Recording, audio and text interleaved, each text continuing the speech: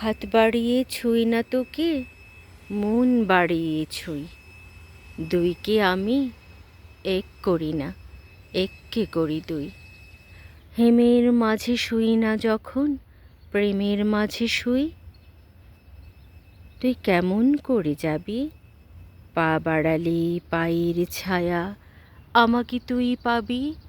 তবু তুই বলিস যদি যাই, দেখবি তোর সম্মুখে পথ নাই। তখন আমি একটু ছোঁবো, হাত বাড়িয়ে জড়াবো তোর বিদায় দুটি পাই।